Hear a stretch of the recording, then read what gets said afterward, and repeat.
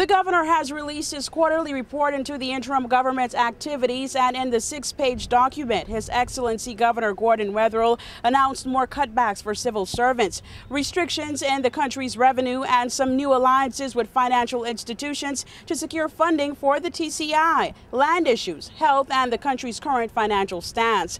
The governor's 90-day report paints a grim picture into the financial hiccups, which continue to pose a big problem for TCIG. It shows that although the TCI has managed to cut public spending, the country is in the negative, $87 million when it comes to annual revenue, and that bankruptcy may have been the only way out if the country's expenditure had continued unchecked.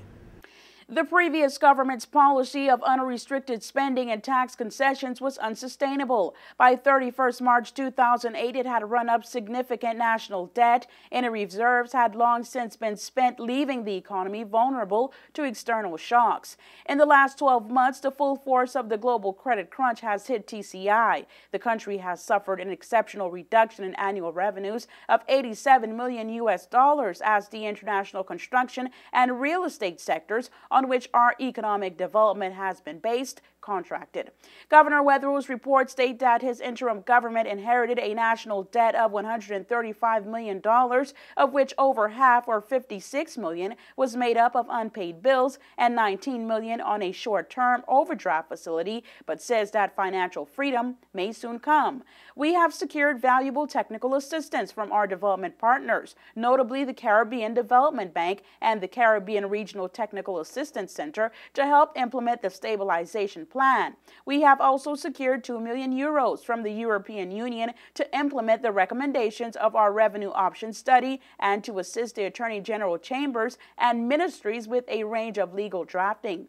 Additionally, we have successfully bid for a €11.5 million from the EU for projects in several areas, including infrastructure, economic reforms, and for disaster prevention.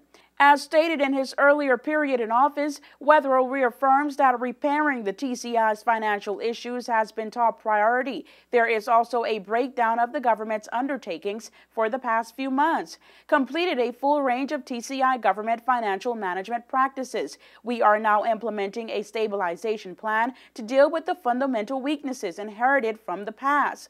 The plan is wide-ranging and includes the restructure of the government public service, strengthening government finance management and control systems, conducting a revenue study, and updating the legislative framework. Completed a prudent 2009-2010 budget and taking steps to bring expenditure and revenue in line, cutting expenditure across the public sector by $74 million compared to 2008-2009. Introduced strict expenditure controls accompanied by a prioritization scheme for our scarce resources. Any payments associated with the protection of human life, safety, and avoidance of suffering will be given priority, giving a high priority to monitoring and strict enforcement of the payment of dues and taxes. Engaged in discussions with banks to secure a consolidated loan facility to reduce the immediate burden of unpaid bills and short-term debt. Started a study this month to review the existing revenue system.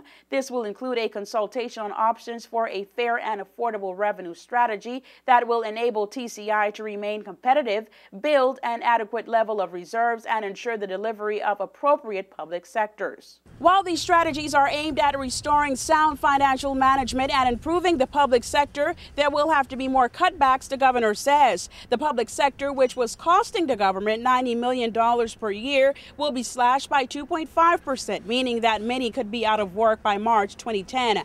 The governor says TCIG is focused on reducing housing, telephone, and transport allowances for civil servants. To help strengthen TCI's revenue base, we have also taken steps to improve the overall collection efficiency and capability of the Customs Department.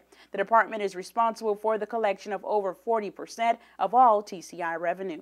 The governor says his top priority is restoring the finances of the TCI government. Tomorrow, News 4 will have more on what the governor's restructuring exercise means for the public sector, land issues, crime, and the National Health Insurance Plan. For WIV4 News, I'm Angie Toussaint.